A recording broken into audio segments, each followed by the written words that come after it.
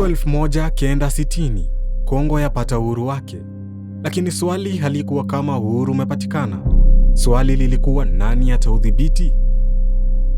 L'indépendance du Congo constitue l'aboutissement de l'œuvre conçue par le génie du roi Léopold II, combattant de l'indépendance, aujourd'hui victorieux. Je vous salue au nom du gouvernement congolais. À vous tous, mes amis, qui avez lutté sans relâche à nos côtés, je vous demande de faire de ce 30 juillet 1960. Huyu ni Patrice Lumumba, waziri mkuu wa kwanza wa Kongo. Alikaa madarakani kwa wiki 10 tu. Wiki 10 zilizotikisa siasa za kimataifa.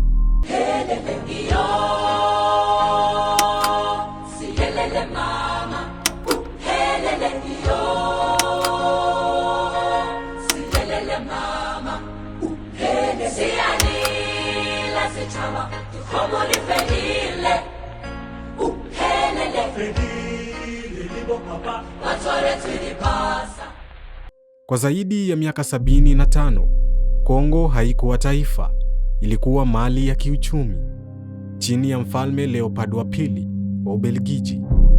Rasilimali za Kongo zilichimbwa bila huruma: mpira wa miti, madini, uranium. Utajiri uliondoka Afrika, faida ikaingia Ulaya. Lakini bei ililipwa na wananchi wa Kongo: kazi ya lazima, adhabu kali, vifo visivyo na hesabu. Huu haukuwa ustaarabu, huu ulikuwa unyonyaji wa mfumo.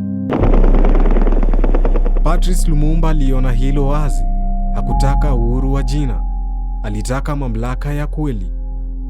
Mwaka 1958 akaanzisha Mouvement National Congolese. Hakupendelea siasa za kikabila. Alizungumza kuhusu umoja wa kimataifa na udhibiti wa rasilimali. Tarehe 30 Juni mwaka 1960, katika sherehe ya uhuru, mfalme wa Ubelgiji alisifu koloni. L'indépendance du Congo constitue l'aboutissement de l'œuvre conçue par le génie du roi Léopold II, entreprise par lui avec un courage tenace et continuée avec persévérance par la Belgique.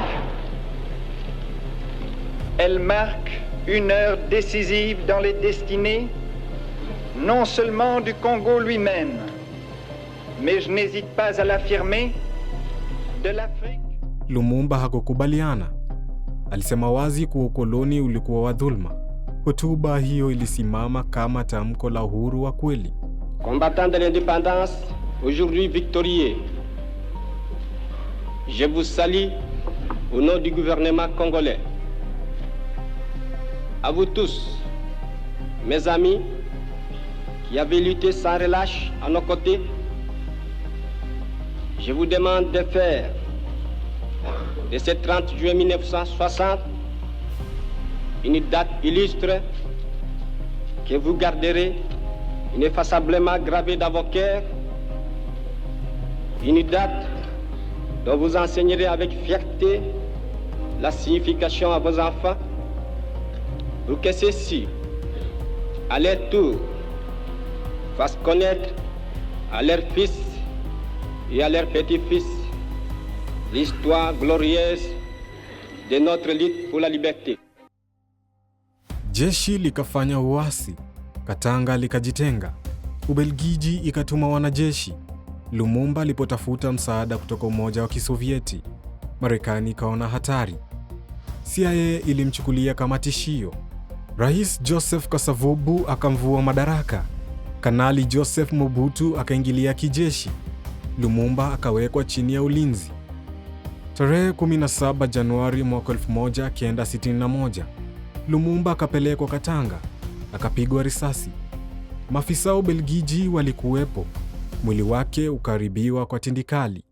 Hii halikuwa tukio la ghafla, lilikuwa operesheni.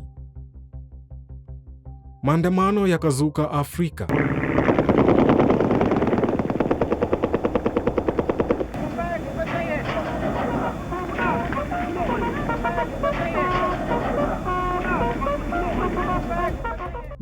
akawa ishara ya mapambano. Mobutu akatawala kwa zaidi ya miaka 30. Kongo ilibaki na jina la uhuru. Lakini je, ilikuwa uhuru wa kweli? Miaka mingi baadaye, Ubelgiji ilikiri wajibikaji wa kimaadili. Lumumba aliuliza swali muhimu: je, taifa linaweza kuwa uhuru ikiwa rasilimali zake bado zinadhibitiwa nje ya mipaka yake? Hii ni Mawimbi ya Maarifa.